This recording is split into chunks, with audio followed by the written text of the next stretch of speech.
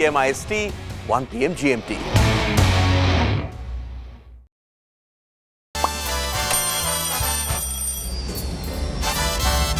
Vielleicht nur als Imposant.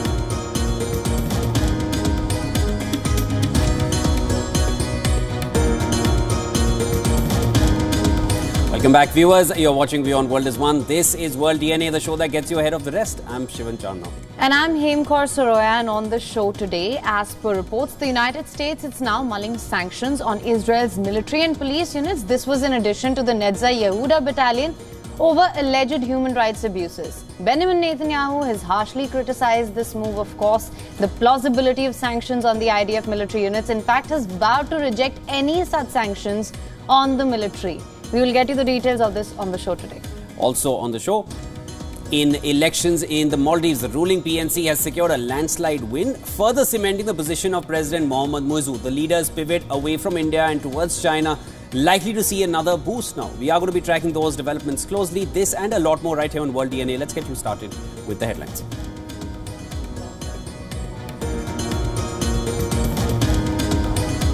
At least 5 rockets were launched from Iraq's town of Zumar towards a US military base in northern Syria. The attack against US forces is the first since early February, when Iranian-backed groups in Iraq stopped their attacks against US troops.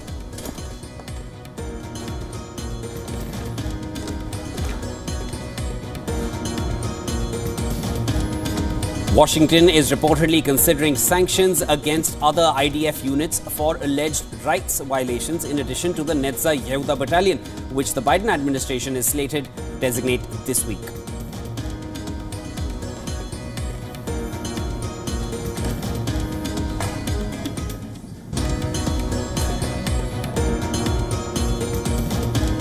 Israeli Prime Minister Benjamin Netanyahu says he will fight against any sanctions on Israeli military units amid reports that an IDF battalion is facing US sanctions over its treatment of Palestinians in the West Bank.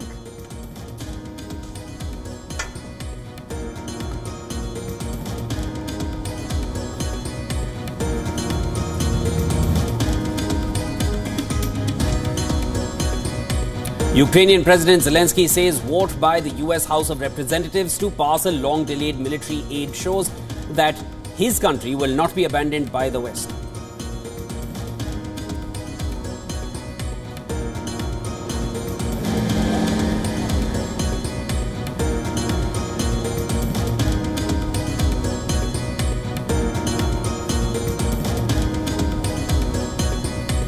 The ruling People's National Congress of the Maldives secures a win in the parliamentary elections on Sunday, giving President Mohammad Muizzu significant control over the legislature.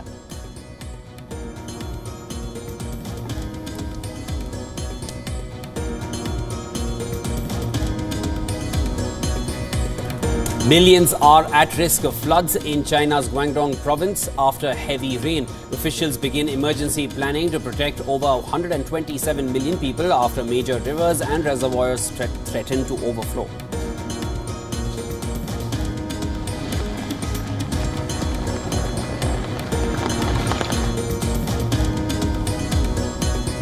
World marks Earth Day today. The theme this year is Planet versus Plastics, which aims to increase public awareness of the detrimental impact of plastic pollution on both human and environmental health.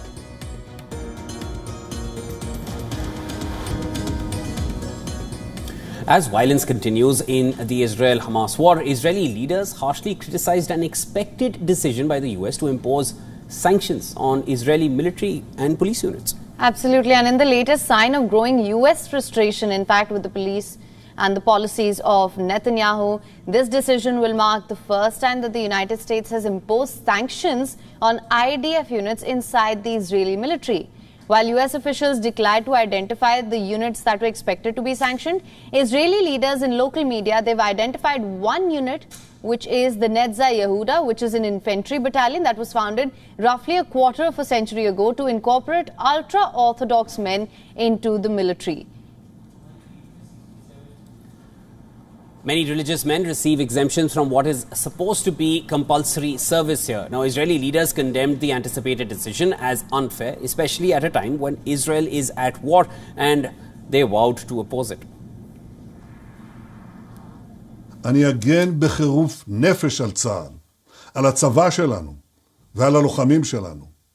אם מישהו חושב שהוא יוכל להטיל סנקציות על יחידה בצה"ל, אני אלחם בזה בכל כוחותיי. כפי שהחיילים שלנו מאוחדים להגן עלינו בשדה הקרב, אנחנו מאוחדים להגן עליהם בשדה המדיני. יחד נלחם, ובעזרת השם, יחד ננצח. Now, the Netza Yehuda unit came under heavy American criticism in 2022 after an elderly Palestinian-American man was found dead shortly after he was detained at a West Bank checkpoint. The army said in a statement that its Netza Yehuda soldiers are currently participating in the war effort in the Gaza Strip.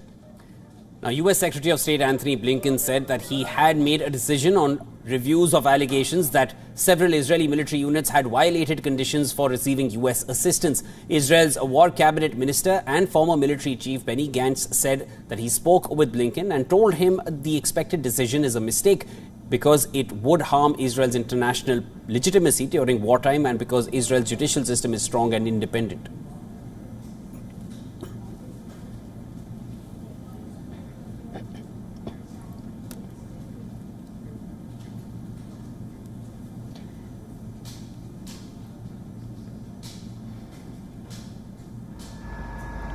Now, for more on this, we're being joined by Dov Zakim, former Under-Secretary of Defense in George W. Bush administration and currently Senior Advisor at the Center for Strategic and International Studies, joining us from Washington, D.C. Thank you so much for joining us on World DNA.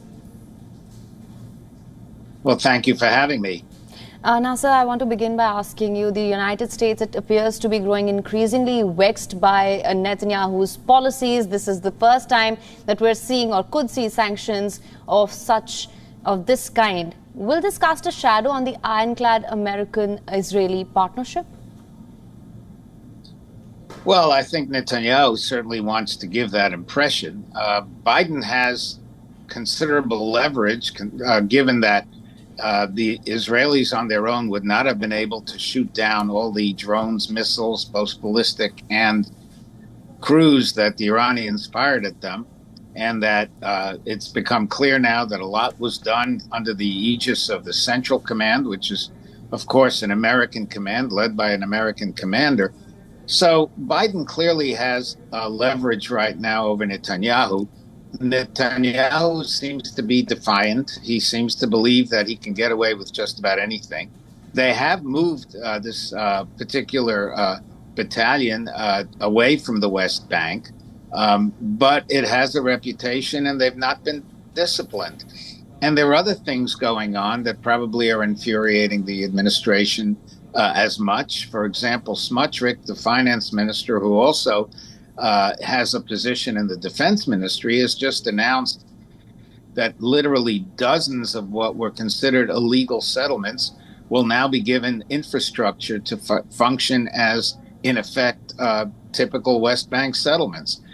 So you've got friction between the United States and Israel. Biden is committed to Israel's survival, existence, frankly, to Israel's flourishing. But at the same time, he has political pressures internally.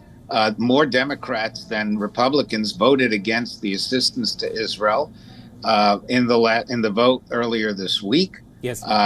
Or last week.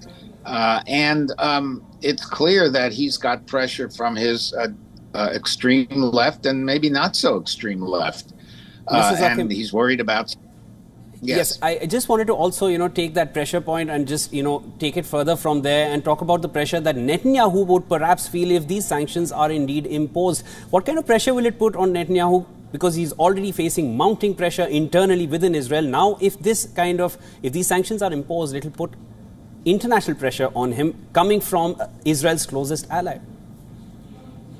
Well, Netanyahu clearly seems to be determined to stick it out no matter what.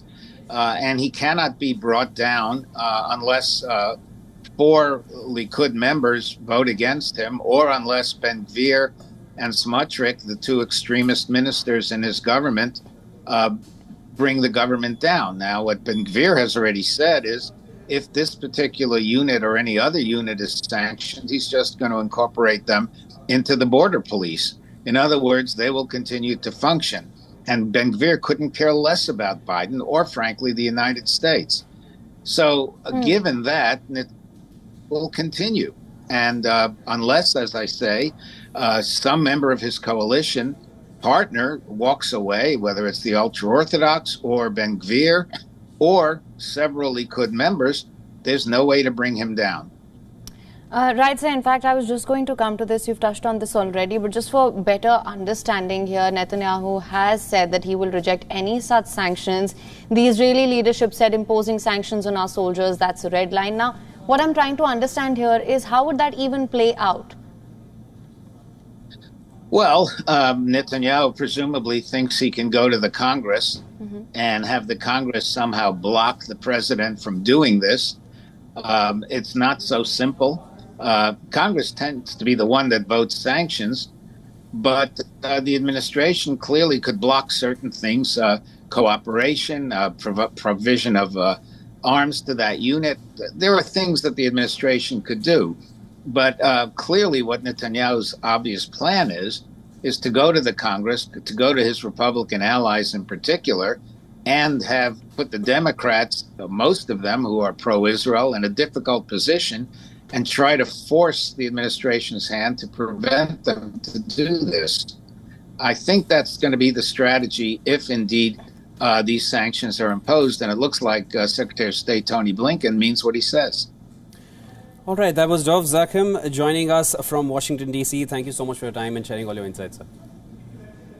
Thank you for having me. Now in Gaza, health workers, they've uncovered at least 60 bodies at a hospital in the city of Khan Yunis. And according to Gaza's civil defense, those were people killed and buried by the Israeli forces. Now, Israel's military has said that it is checking these reports. The remains were discovered in the courtyard of Nasser Medical Complex. They were found under rubble and dirt. A total of 210 bodies have been dug out from the hospital yards since last Friday. The Civil Defense Agency said that there were mass graves dug by the Israeli occupation and that they were shocked when they found 50 bodies in one of these pits. Palestinian officials also said there were no clothes on some of the bodies, which indicated the chances that the victims faced torture and abuse. وهو مشهد صعب يعني صعب يعني فوق ما تصوروا انه مشهد صعب انه راح يجيب جثة بني ادم كان عزيز عليه يعني.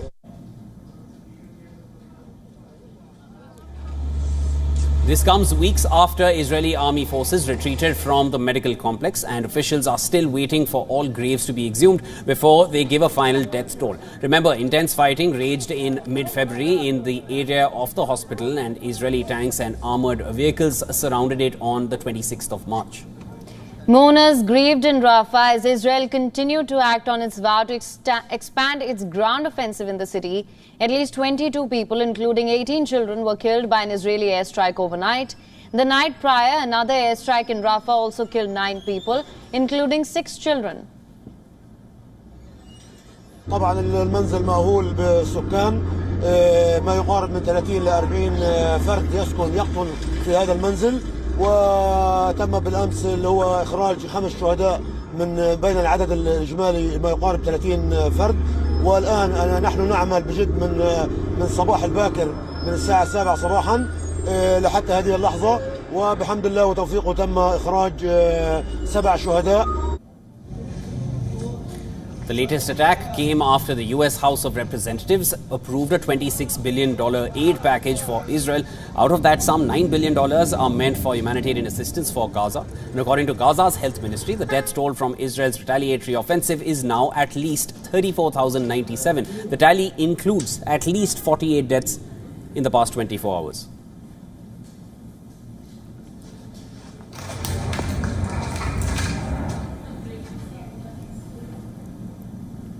Let's shift our focus now. Ukrainian President Vladimir Zelensky has expressed gratitude after the US House of Representatives passed a bill providing additional funds to Ukraine in its ongoing war against Russia. Now, Zelensky also urged Washington to quickly turn that aid bill into a law and speed up transfer of weapons. Now, the bill will now be taken up by the Senate before President Joe Biden's assent. Zelensky highlighted his country's top priorities at the moment are long-range weapons and air defense systems. He further said that the passage of the bill affirms Washington's support and shows that Ukraine will not become a second Afghanistan. Цей час між політичними рішеннями і реальними ураженнями ворога на фронті, між затвердженням пакету і силою наших хлопців, час має бути максимально коротким.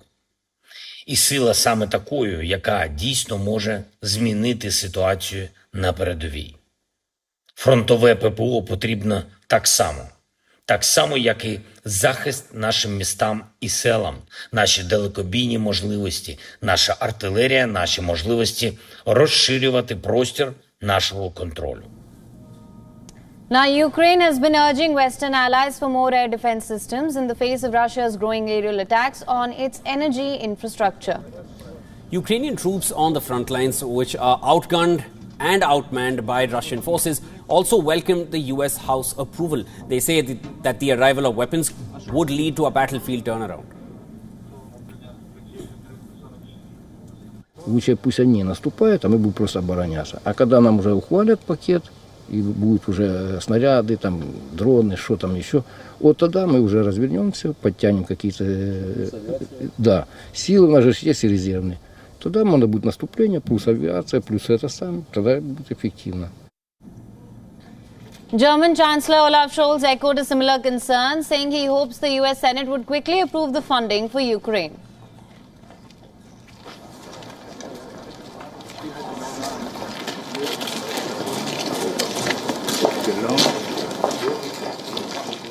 Dieser Messe Norwegen ein wichtiges Land ist für diese Zukunftsaufgaben. Es hat uns geholfen in der Energiekrise mit mehr Gaslieferungen und es wird ein Partner sein, wenn es um die Zukunft geht, etwa was Wasserstoff betrifft, der nach Deutschland geliefert werden kann. The aid package comes at a time when Moscow has been advancing in eastern Ukraine. Russian troops have made significant gains near the critical town of Chasiv. They plan to capture this Ukrainian town by the 9th of May. And Zelensky has said once the weapons arrive, Kiev will get a chance to stabilize the situation in the east.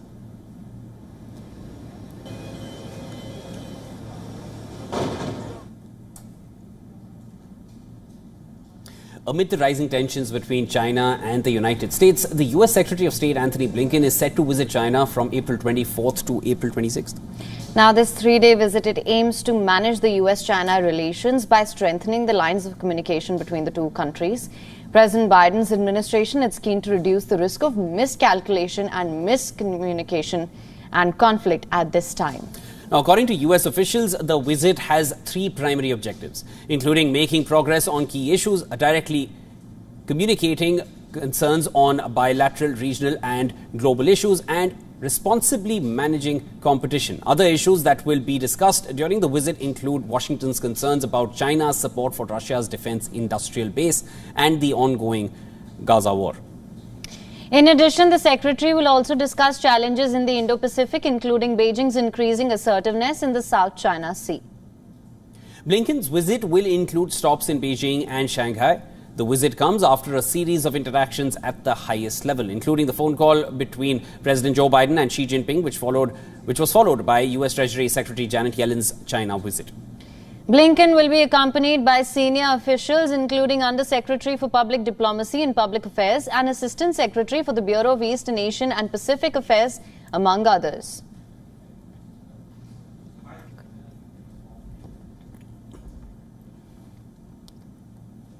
All right, let's shift our focus now. A UK MP has quit the Conservative Party, and this over allegations of misusing campaign funds. Well, Mark Menzies has said he will not contest the next general election after claims surfaced that he used political donations to cover medical expenses. The Conservative Party suspended Menzies last week over a Times report that said he had called a party activist last December to ask for £5,000, and Menzies reportedly said he needed the money to pay bad people who had locked him in a flat while calling it a matter of life and death. Menzies has been accused of using £14,000 in party funds to pay for medical bills. Now, in a statement on Sunday, he said that he was standing down due to the pressures on myself, I'm quoting here, due to the pressures on myself and my elderly mother. The police said that it was reviewing information about Menzies after Labour asked for an investigation into the same. Well, the claims surrounding Menzies, branded jaw-dropping by many, came to light after the outgoing MP's former campaign manager, Katie Fieldhouse, spoke to the Times. The whistleblower said she was told that the decision not to inform the police was made because it was donors' money and not the party's. The Tory party subsequently launched its own internal investigation into the claims and raised whether there had been a misuse of funds as well.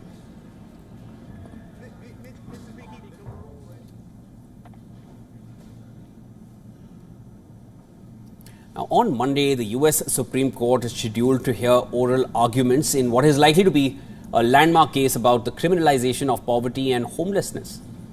Now, at the heart of the matter is the town of Grants Pass in Oregon that passed ordinances prohibiting people from even sleeping outside in public. Take a look. Unhoused and homeless in the US. It is not exactly the American dream, but it's definitely a reminder of the lack of affordable housing and insufficient support systems. Many states like Florida have laws prohibiting sleeping outdoors, sometimes even for using blankets or pillows. For instance, Kentucky allows property owners to use deadly force against unhoused individuals on their premises. The whole premise is that unless you're providing them shelter, you can't punish them or start the process by writing a ticket for them being in the parks. The question whether sleeping outdoors on public property violates the 8th Amendment of the US Constitution that prohibits excessive bail, fines, and cruel and unusual punishments. I can understand where they're coming from. You know, here we are with tents and we're living, you know, in our tents. You know, if I was a homeowner, I wouldn't want me here, which is sad. I mean, I deserve to be someplace. On the 22nd of April, the US Supreme Court will hear Grants Pass versus Johnson. The case originated in Grants Pass, Oregon City, when it issued $300 tickets to individuals for sleeping in public spaces. So far, US courts have ruled that cities cannot enforce criminal ordinances that punish homeless people just for existing in public when there is no adequate available shelter. On any given night in America, over 600,000 individuals are homeless. And the main reason is the lack of affordable housing. We all are out here struggling and there's no place for us, like literally. It's like we're made to move every 5 days. And if we don't, we get ticketed, kicked out of the park and arrested. And it's ridiculous. I'm like, I don't know, it's just, we're made to feel like we shouldn't even exist. Given the costs of policing, jailing and court cases, evidence shows criminalization is the most expensive and least effective when it comes to tackling homelessness. Not only is that not a solution to homelessness, but it will make matters worse. It will destabilize people who are already very unstable. Their lives are very difficult, and it will make them more difficult, but will also give people new criminal records. The real solutions for homelessness are housing and supportive services. For instance, Miami County reduced homelessness by 90% by funding housing and services. Milwaukee recorded a decrease in its unsheltered population by 92% after starting a Housing First program in 2015. Well, with that, it's time now for a short break. Don't go anywhere. This is World DNA. When we come back, on the other side, social media giant X announces its intention to contest a directive from an Australian regulator in court. The directive by the regulator calls for the removal of certain posts linked to a stabbing incident involving Bishop Mari Emmanuel in Sydney.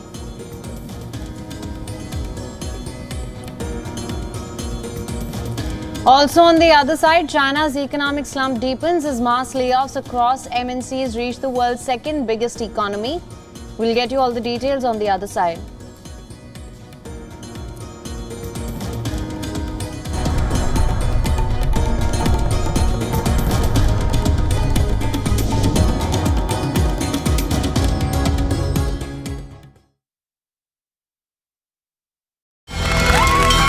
From the bustling trading floors of Wall Street to the vibrant exchanges of Asian stock markets, WION breaks it down for you to make sense of what's happening.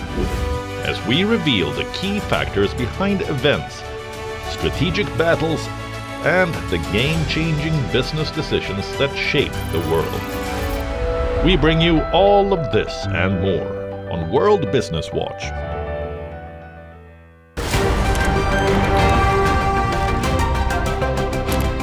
Ready to dive into your daily dose of news? Bringing you what's trending in the West and all that's setting trends in the East.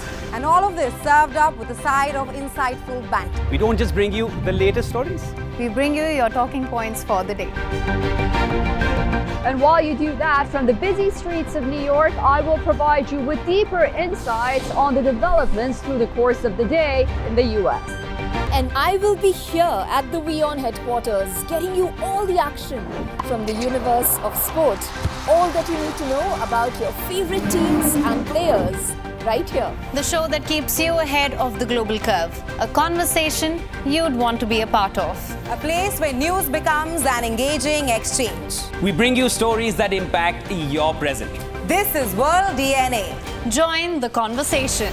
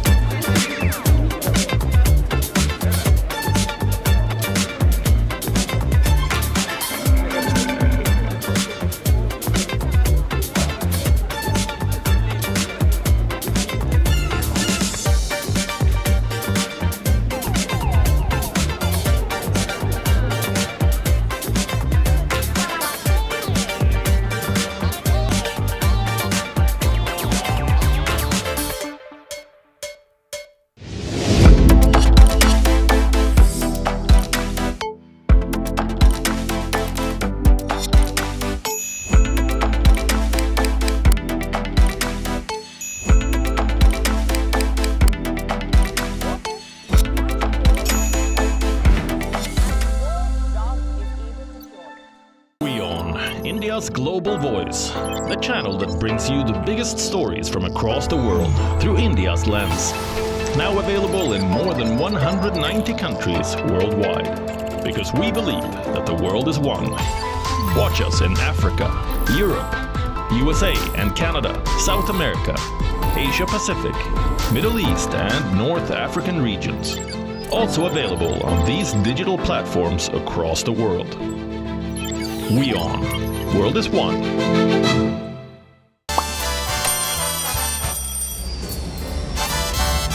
Vielleicht nur als Imposant.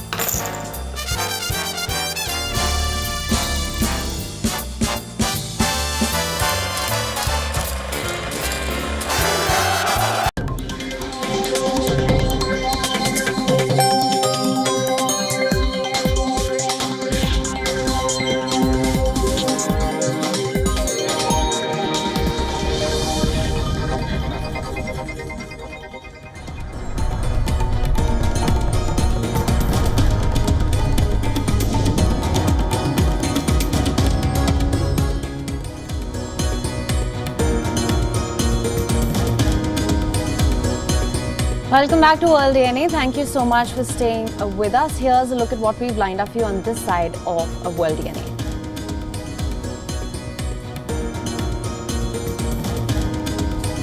At least 5 rockets were launched from Iraq's town of Zuma towards a US military base in northeastern Syria. The attack against US forces is the first since early February, when Iranian-backed groups in Iraq stopped their attacks against US troops.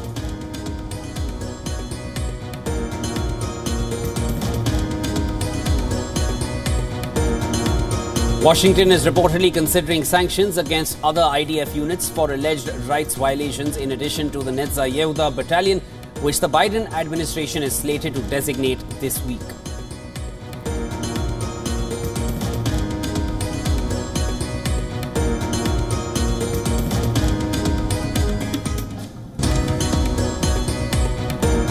Israeli Prime Minister Benjamin Netanyahu says he will fight against any sanctions on Israeli military units amid reports that an IDF battalion is facing US sanctions over its treatment of Palestinians in the West Bank.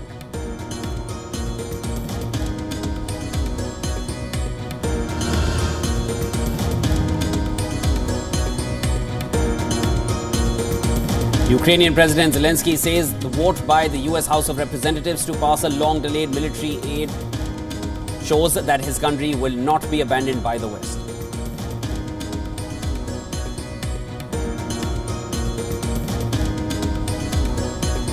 The ruling People's National Congress of the Maldives secures a win in the parliamentary elections on Sunday, giving President Mohammad Muizzu significant control over the legislature.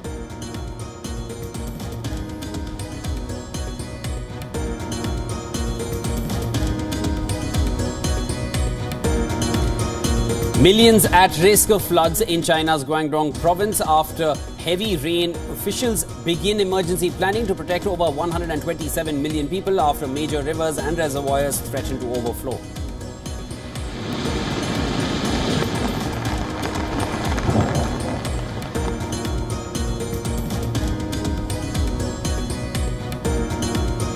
World marks Earth Day today. The theme this year is Planet versus Plastics, which aims to increase public awareness of the detrimental effects of plastic pollution that affects both human and environmental health.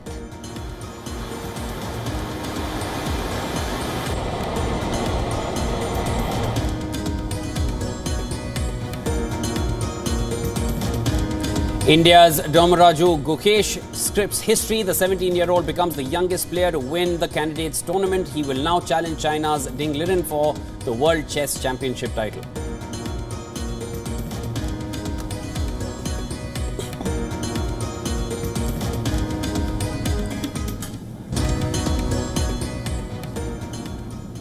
Maldivian President Mohammad Muizzu's party, People's National Congress, the PNC, has secured a supermajority in the parliamentary elections.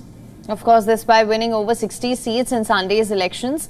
The crucial elections were seen as a litmus test for the pro-Beijing politician here. Now, PNC contested for 90 constituencies, while the main opposition, which is the Maldivian Democratic Party or the MDP, contested for 89. As per trends, the PNC, led by Muizzu, bagged over 60 seats, followed by the MDP at 12 seats and independents, who won 10 seats. In Sunday's crucial election, the ruling PNC secured all cities across Maldives, and this came as a major loss to the main opposition MDP, which had dominated the cities in previous elections. The election saw a setup of 602 ballot boxes across Maldives and in 3 other countries as well to accommodate overseas voters. And these included locations in Thiruvananthapuram, in India, in Colombo and in Kuala Lumpur as well.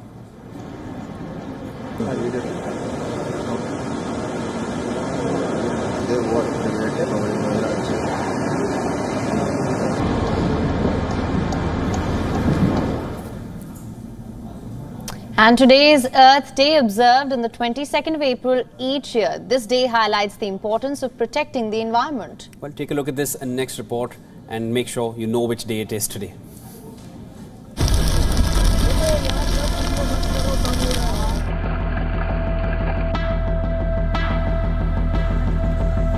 Climate change is real and the time to act is now.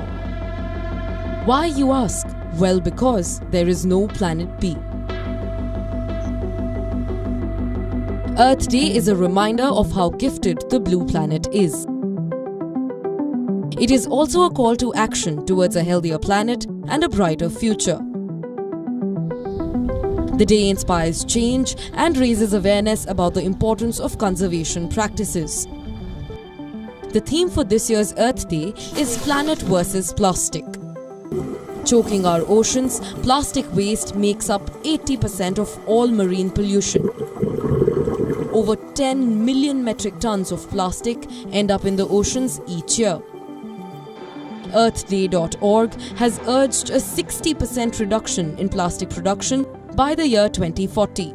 The plan includes phasing out of single-use plastic by 2030. It also eyes provisions, innovations and materials that can help build a plastic-free world. A huge focus is pegged around fast fashion. Fast fashion brands are producing twice the amount of clothes today than in the year 2000. While that sounds exciting, believe it or not, 92 million tons of textile waste is produced every year. And if the trend continues, fast fashion waste can soar up to 134 million tons a year by the end of the decade. And the horror does not end here. The apparel industry's global emissions are expected to increase by 50% by 2030 if the world continues to turn away from addressing the problem in hand. Earth Day also prompts us to see ourselves as one with the environment. The origin of the day can be traced back to 1970. The idea followed a massive oil spill in Santa Barbara and California in 1969. When disturbed by the environmental impact of the disaster, Gaylord Nelson, a US Senator, and Dennis Hayes, a Harvard student, decided it was high time to start a conversation. Together, they aspired to spark the idea of conservation amongst a larger public. The initiative echoed a roar when over 20 million people across the US took part in protests against environmental pollution. Cut to the year 1990, Earth Day broke through national boundaries and got recognized as a global event. Now, raising an alarm for a potential future pandemic, scientists have warned that influenza is a pathogen that will likely trigger a new pandemic in the near future. But now, according to an international survey to be published next week, 57% of the senior disease experts think that a strain of flu virus will be the cause of the next global outbreak of life-threatening infectious illness. The survey carried out by the Cologne University, it involves inputs from 187 senior scientists, details of which will be revealed at the European Society of Clinical Microbiology and Infectious Disease Congress in Barcelona next week. 21% of scientists who took part in the study believe that the next most likely cause of pandemic after influenza is a virus dubbed as Disease X that is still unknown to science. According to them, the next pandemic will be caused by yet-to-be-identified microorganism that will appear out of the blue, similarly to SARS-CoV-2 virus and the cause of COVID-19 did when it started infecting humans in 2019. The World Health Organization expressed concern last week about the concerning global spread of the H5N1 influenza strain that is responsible for millions of cases of avian flu. Since the outbreak started in 2020, millions of wild birds have perished and tens of millions of poultry have died as well. And most recently, the virus also spread to mammal species, including domestic cattle. And this has increased fears about the risks to humans.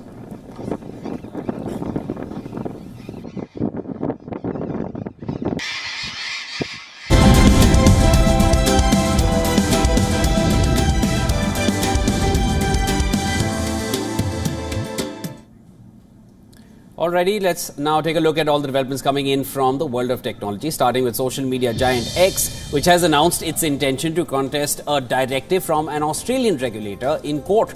The directive by the regulator has called for the removal of certain posts linked to a stabbing incident involving Bishop Murray Emanuel in Sydney. The regulator has warned X of a daily fine of $500,000 if it fails to comply. In response, X has asserted that the directive is not within the scope of Australian law and that the Commission lacks the authority to control global content visibility on its platform.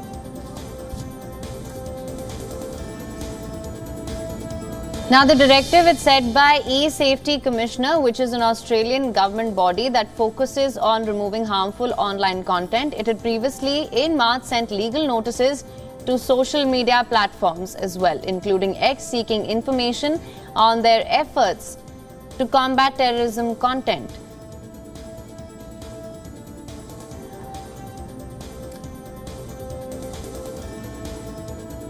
In a recent study, it was found that children are exposed to betting promotions and gambling-like content online, despite restrictions on ads targeting them.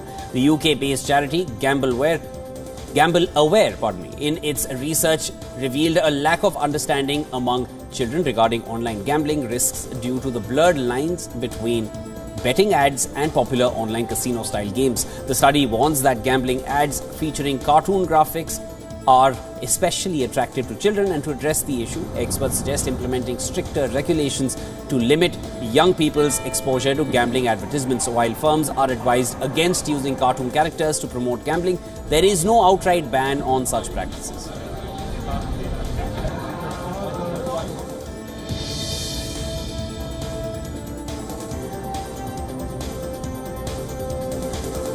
In China, the booming AI industry, it's led to the creation of numerous data centers with high water usage.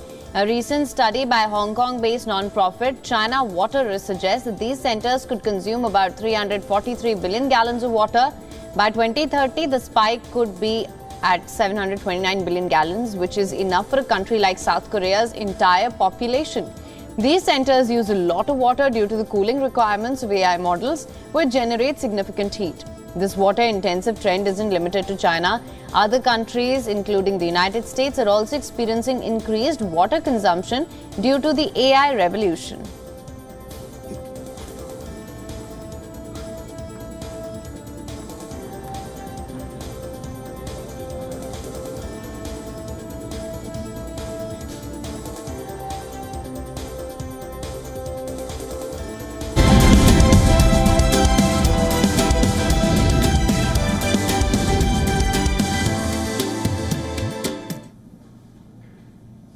All right, on to news now from the world of business. As big tech earnings are announced this week, investors are looking for a potential lifeline in the form of artificial intelligence. Well, the S&P 500 just endured its worst week in over a year, but giants like Microsoft, Alphabet and Meta are forecasted to report strong profits. This optimism hinges on AI's projected role in driving future growth, and the magnificent 7 tech leaders, including Apple, Amazon and Nvidia, are expected to see profits rise 38% in the first quarter compared to 2.4% for the rest of the S&P 500.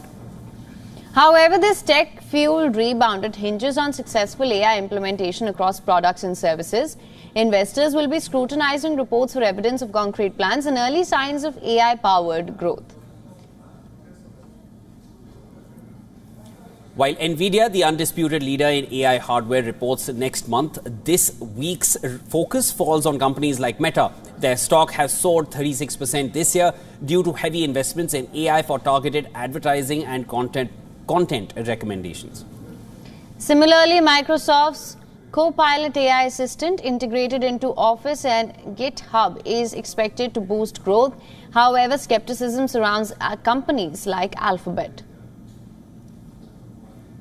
Now, recent missteps in AI integration and competition from Bing's AI features have raised concerns. Disappointing earnings from Alphabet could reinforce the narrative of Google falling behind in the AI race. Despite the recent market correction, big tech valuations remain high. Even after the sell-off, the Magnificent Seven still trade at a combined 31 times their future earnings, and this means that investors have high expectations for exceptional results. Even a slight miss could trigger further sell-offs. Looking beyond the immediate future, the rest of the S&P 500 is expecting to catch up. It is expected to. By the first quarter of 2025, profits for non-big tech companies are projected to rise nearly 18%. Still, the tech sector's performance will majorly determine the trajectory of market sentiment amid ongoing volatility.